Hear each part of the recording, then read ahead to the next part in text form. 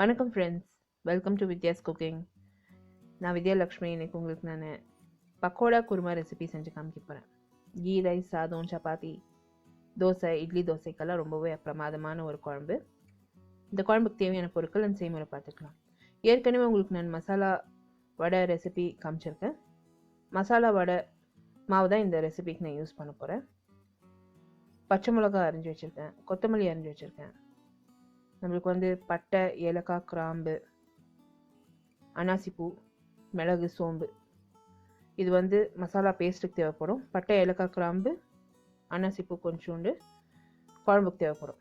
மிளகாய்த்தூள், மல்லித்தூள், மஞ்சள் பொடி, இஞ்சி, பூண்டு, வெங்காயம் ஸ்லைஸ் பண்ணி வச்சுருக்கேன். பிரிஞ்சியில் தேவைப்படும். டொமேட்டோ தேவைப்படும். தேங்காய் தேவைப்படும். நம்மளுக்கு பொட்டேட்டோனா யூஸ் பண்ணலாம், உருளைக்கிழங்குனா யூஸ் பண்ணலாம், இல்லைனா கத்திரிக்காய் யூஸ் பண்ணலாம், பட்டாணி யூஸ் பண்ணலாம். இந்த குழம்புல எந்த காய் இருக்கோ அது யூஸ் பண்ணலாம். இந்த ரெசிபியில் யூஸ் பண்ணியிருக்க பொருட்கள் எல்லாம் நான் description box below this video post பண்ணுறேன். அப்படி இல்லைனா ஐ கார்டு அபவ் திஸ் வீடியோ நீங்கள் கிளிக் பண்ணிங்கன்னா என்னோட பிளாகுக்கு டைரக்ட் ஆகும். பிளாகில் டீட்டெயில் ரெசிபி இருக்குது. இப்போ நான் மசாலா பேஸ்ட்டு ஃபஸ்ட்டு தயார் பண்ணிக்கிறேங்க. மிதமான தீயில் ஒரு கடாயை காய வச்சுருக்கேன். அதில் 2 டேபிள் ஸ்பூன் அளவுக்கு எண்ணெய் விட்டுருக்கேன்.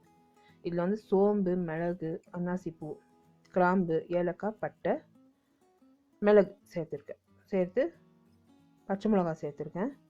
இஞ்சி, பூண்டு, கொஞ்சமாக ஒரு 1/4 பீஸ் அளவுக்கு வெங்காயம், ஒரு 2லேருந்து 3 இனுக்கு அளவுக்கு கொத்தமல்லி சேர்த்து நல்லா ஃப்ரை பண்ண போகிறேன். இது மசாலா பேஸ்ட்டு குழம்புக்கு. இப்போ இந்த மசாலா பேஸ்ட்டு ஃப்ரை ஆகிற நேரத்துக்கு நான் தேங்காய் அரைச்சிக்க போகிறேன். இப்போ இந்த வெங்காயத்துலேயே நான் மிளகாய்த்தூள், மல்லித்தூள், மஞ்சள் பொடியும் சேர்த்துருக்கேன். சேர்த்து எல்லாத்தையும் நல்லா ஃப்ரை பண்ணிட்டேன். ஒரு 1/4 கப் அளவுக்கு தண்ணி விட்டு இந்த மசாலா அடங்குற நேரத்துக்கு நான் விழுது அரைச்சிக்க போகிறேன். தேங்காய் விழுது அரைச்சிக்க போகிறேன். இப்போ இந்த மசாலா நல்லா ஸ்லோ ஃப்ளேமில் வேகட்டும். மிக்சியில் தேங்காய் சேர்த்துருக்கேன். ஒரு 2லேருந்து 3 இனுக்கு அளவுக்கு கொத்தமல்லி சேர்த்துக்க போகிறேன். நல்ல மணமாக இருக்கும் நம்ம இந்த தேங்காய் அரைச்சி குழம்புல சேர்த்தோம்னா. இப்போ இந்த தேங்காய் கொஞ்சமாக தண்ணி விட்டு நல்லா விழுத அரைச்சிக்க போகிறேன். தேங்காய் நல்லா விழுதா அரைச்சாச்சு. இப்போ இந்த மசாலா பேஸ்ட்டு கூட நல்லா ரெடியூஸ் ஆகிருக்கும். அந்த மசாலா பேஸ்ட்டு கூட அதே மிக்சியில் சேர்த்து நல்லா விழுத அரைச்சிக்க போகிறேன். ஒரு தேங்காய் அரைச்சதை ஒரு பவுலில் சேர்த்து வச்சுருக்கேன். அதே மிக்சியில் மசாலா பேஸ்ட்டை சேர்த்து நல்லா விழுத அரைச்சிக்க போகிறேன். கொஞ்சமாக தண்ணி விட்டுருக்கேன். இப்போ நல்லா இது பேஸ்ட் ஆகிடுச்சு. குழம்பு தயார் பண்ணலாம். மிதமான தீயில் கடாயை ஹீட் பண்ணியிருக்கேன். 2 டேபிள் ஸ்பூன் அளவுக்கு எண்ணெய் விட்டுருக்கேன். இதில் பட்டை, ஏலக்காய், கிராம்பு, அன்னாசிப்பூ, பிரிஞ்சி எல்லாம் சேர்த்து நல்லா ஃப்ரை பண்ண போகிறோம். ஃபஸ்ட்டு அது நல்லா பொரிய விடணும். ஃபார் ரெகுலர் அப்டேட்ஸ் என் இன்ஸ்டாகிராம், ஃபேஸ்புக் அண்ட் ட்விட்டரில் லைக் பண்ணி ஃபாலோ பண்ணுங்கள் friends. All my social media handle links கூட description box below this video இருக்கும். The same recipe is also posted in YouTube இங்கிலீஷோட லிங்க் கூட description box below this video இருக்கும். நான் ஏற்கனவே உங்களுக்கு மசாலா வடை ரெசிபி செஞ்சு காமிச்சிருக்கேன். நார்மலாக பண்டிகை நாளில் நம்ம மசாலா வடை நிறைய மாவு தயார் பண்ணுவோம். அது மறுநாளுக்கு மீந்திருக்கும். ஸோ அந்த மாவை நம்ம யூஸ் பண்ணி இந்த மாதிரி ஒரு பக்கோடா குருமா நம்ம தயார் பண்ணலாம். அப்படி இல்லைன்னா நம்ம ரெகுலராக கூட விருந்துக்கு யாருன்னா கூப்பிட்டோம்னா இந்த மாதிரி தயார் பண்ணலாம். இப்போ பார்த்தீங்கன்னா பச்சை மிளகா, வெங்காயம், தக்காளி நல்லா ஃப்ரை பண்ணியிருக்கேன். இது லைட் ப்ரௌன் கலர் வர வரைக்கும் அந்த பச்சை மிளகா, வெங்காயம், தக்காளி லைட் ப்ரௌன் கலர் வர வரைக்கும் நல்லா ஃப்ரை பண்ணியிருக்கேன். இதில் உருளைக்கிழங்கு சேர்த்துக்கிறேன். இந்த விருந்துக்கெல்லாம் நீங்கள் இந்த மாதிரி தயார் பண்ணி பரிமாறினீங்கன்னா ரொம்ப நல்லாயிருக்கும். எஸ்பெஷலி பிரிஞ்சி, ஒயிட் ரைஸுக்கு, பூரிக்கு, சப்பாத்தி, தோசைக்கெல்லாம் ரொம்ப நல்ல காம்பினேஷன். இப்போ உருளைக்கிழங்கு சேர்த்து ஒரு 2 நிமிஷம் நல்லா ஃப்ரை பண்ணிவிட்டு அதில் இந்த அரைச்சி வச்சுருக்க மசாலா பேஸ்ட் அந்த விழுது சேர்த்துருக்கேன். இது ரொம்ப ஹோம் ஸ்டைல் குக்கிங் மாதிரி உங்களுக்கு நான் காமிச்சிட்ருக்கேன். ஏன்னா இந்த ரெசிபி நாங்கள் பண்ணணும்னு நாங்கள் ஐடியா வச்சு பண்ணல. ஸோ நிஜமாகவே இந்த மாவு இருந்தது, பண்டிகைக்கு தயார் பண்ண மாவு வந்து மீந்து இருந்தது. ஸோ இந்த ரெசிபி தயார் பண்ணணுன்னே உங்களுக்கு நான் தயார் பண்ணி காமிச்சிட்ருக்கேன். நான் முன்கூட்டியே நான் எல்லாம் பிளான் பண்ணிட்டு இருந்தேன்னா உங்களுக்கு எல்லாமே ஃபஸ்ட்லேருந்தே காமிச்சிருப்பேன். ஸோ இப்போ இந்த உருளைக்கிழங்குக்கு தேவைக்கேற்ப நான் வந்து உப்பு சேர்த்துருக்கேன். ஒரு 1.5 கிளாஸ் அளவுக்கு தண்ணி விட்டு இந்த உருளைக்கிழங்கு நல்லா வேக வச்சுருக்கேன். இந்த உருளைக்கிழங்கு நல்லா வேகணும். இப்போ வெந்திருக்கு பாருங்கள், மேலே நல்லா எண்ணெய் மிதந்து வந்திருக்கு. இதில் வந்து அரைச்சி வச்சுருக்க அந்த தேங்காய் விழுது நான் சேர்க்க போகிறேன். இப்போ இந்த தேங்காய் விழுது சேர்த்ததும் கொஞ்சமாக இன்னும் ஒரு 1/2 கிளாஸ் தண்ணி விட்டு இந்த தேங்காய்லேருந்து பச்சை வடை அடங்குற வரைக்கும் நல்லா கொதிக்க விடணும். இந்த தேங்காய்லேருந்து பச்சை வடை அடங்குற நேரத்துக்கு நம்ம வந்து பக்கோடா தயார் பண்ணிக்கலாம். வடை மாவு எப்போவுமே நான் வந்து உங்களுக்கு வடை மாவு ரெசிபி நான் காமிச்சப்போ கூட உங்களுக்கு நான் சொல்லியிருக்கேன், உப்பு சேர்க்காதீங்க. அது வந்து எங்கள் அம்மா வந்து எனக்கு ஒரு டிப்பு கொடுத்தது. எப்போவுமே வடை மாவில் நம்ம உப்பு சேர்க்கக்கூடாது. உப்பு சேர்த்தோம்னா அந்த வடை மாவு வந்து நீர்த்துக்கும். ஏன்னா அதில் வந்து ஏற்கனவே வெங்காயம், சோழிக்கீரை, கொத்தமல்லி, புதினா, மசாலா, வெங்காயம், பச்சை மிளகாய் எல்லாமே இருக்குது. ஸோ வந்து நீங்கள் உப்பு சேர்த்திங்கன்னா அந்த வெங்காயம் நீர்த்து ஒரு மாதிரி சொதான்னு ஆகிடும். ஸோ எப்போ நீங்கள் வறுக்குறீங்களோ அப்போ மட்டும் நீங்கள் உப்பு சேர்த்து பக்கோடாவை பிடிச்சி நம்ம வறுக்க வேண்டியது. பட்டு இப்போ புதுசாக சமையல் கற்றுக்கிறவங்களுக்குலாம் வந்து அந்த பக்கோடா கிள்ளி போட்டு எண்ணெயில் சுடணுன்னு தெரியாது. ஏன்னா அது கை சுட்டுட்டோம்.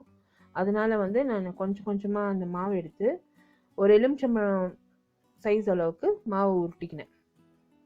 எண்ணெய் நல்லா காய வச்சுருக்கேன் மிதமான தீயில். இந்த உருட்டி வச்ச மாவில் அந்த எண்ணெயில் சேர்த்து நல்லா ஃப்ரை பண்ண போகிறேன். இந்த ரெசிபி இன் டீட்டெயில் பார்த்தீங்கன்னா என்னோடய பிளாகில் இருக்கும். பிளாக் லிங்க் வந்து description box below this video இருக்கும். அப்படி இல்லைனா ஐ கார்டு அபவ் திஸ் வீடியோ நீங்கள் கிளிக் பண்ணிங்கன்னா என்னோடய பிளாகுக்கு டைரெக்ட் ஆகும். The same recipes are also posted in YouTube English. YouTube Englishோட லிங்க் கூட description box below this video இருக்கும். இந்த ரெசிபியில் யூஸ் பண்ணியிருக்க பொருட்கள் எல்லாம் வந்து measurements description box below this video இருக்கும். சோஷியல் மீடியா ஹேண்டில் லிங்க்ஸ் எல்லாம் கூட description box below this video இருக்கும். இப்போ நான் வந்து நிதானமாக இந்த பிடிச்சி வச்சுருக்க பக்கோடாவை எண்ணெயில் சேர்த்து ஸ்லோ ஃப்ளேமில் ஃப்ரை பண்ண போகிறேன். இது ஒரு 5 மினிட்ஸ் எல்லா சைடும் ஃப்ரை ஆனதும் ஹை ஃப்ளேமில் வச்சு நம்ம ப்ரௌன் கலர் வர வரைக்கும் ஃப்ரை பண்ணணும். ஸோ சின்ன உருண்டையாக பிடிச்சிருக்க தொட்டு சீக்கிரமாக ஃப்ரை ஆகிடும். இப்போ லைட் ப்ரௌன் கலர் வர வரைக்கும் நல்லா ஃப்ரை பண்ணிட்டேன்.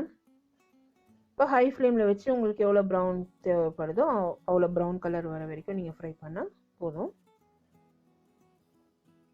ஸோ இப்போ பார்த்தீங்கன்னா நல்லா டீப் கோல்டன் ப்ரௌன் கலர் வந்திருக்கு. இதை நான் ட்ரெயின் பண்ணி ஆயிலேருந்து ஒரு தட்டுக்கு எடுத்து வச்சிட போகிறேன். ரெண்டாவது இதே மாதிரி ஃப்ரை பண்ண போகிறேன்.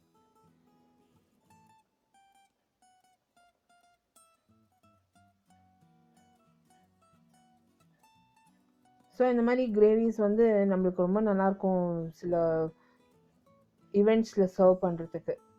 இப்போ ஒரு பெரிய கேதரிங் உங்கள் வீட்டில் இருக்குதுனாக்கா இந்த மாதிரி ஒரு குழம்பு நீங்கள் தண்டியாக தயார் பண்ணிங்கன்னா ஜஸ்ட் ஒரு பழவோடு நீங்கள் சர்வ் பண்ணலாம். ரொம்ப அருமையாக இருக்கும்.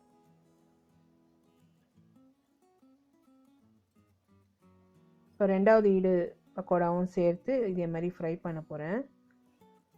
ஃப்ரை பண்ணி எடுத்து ஒரு பிளேட்டில் வச்சிட போகிறேன். நல்லா deep golden brown colour fry ஆகிருக்கு பாருங்கள். நம்ம மட்டன் குழம்பை விட ரொம்பவே நல்லாயிருக்கும், ரொம்பவே டேஸ்டியாக இருக்கும். இப்போ குழம்பு நல்லா கொதித்து அந்த மேலே எண்ணெய் நல்லா மிதந்து வந்திருக்கு. தேங்காய்லேருந்து பச்சை வடை அடங்கியிருக்கு. இந்நேரத்துக்கு அந்த பக்கோடா வறுத்து வச்சுருக்க பக்கோடாவை சேர்த்து ஒரு முறை நல்லா கொதிக்க விட போகிறேன். 5 நிமிஷம் நல்லா கொதிக்கணும். இந்த பக்கோடாவில் நல்லா அந்த குழம்பு ஊறணும். ஸோ இப்போது வந்து ஒரு 5 மினிட்ஸ் நல்லா கொதிக்க வைக்கிறேன். கொதிக்க வச்சுட்டு கொஞ்ச நேரம் நீங்கள் ஊற வச்சிங்கன்னா கூட நல்லாயிருக்கும், அதை இறக்கி வச்சு அடுப்புலேருந்து. இப்போ இந்த குழம்பு நல்லா ஒரு 5 நிமிஷம் கொதித்ததும் இதில் கொஞ்சமாக எலுமிச்சம்பழம் சாறு, மேலே வந்து மல்லி இலை பொடியாக நறுக்கி நம்ம தூவி பரிமாற வேண்டியது தான். இப்போ 5 நிமிஷம் நல்லா கொதிச்சிருக்கு, மேலே நல்ல எண்ணெய் மிதந்து வந்திருக்கு. இந்த ரெசிபி தயார். குழம்பு வந்து ரொம்ப சூப்பராக வந்ததுங்க. எப்போவுமே மசாலாவோட நீங்கள் மாவு தயார் பண்ணுறதா இருந்தால் டபுள் அமௌண்ட் பண்ணுங்கள். இந்த குழம்பு மாதிரி ஐட்டம்ஸ் நம்ம வந்து வீட்டில் தயார் பண்ணிக்கிறதுக்கு நல்லாயிருக்கும். நல்லா ஆண்டு வந்தது.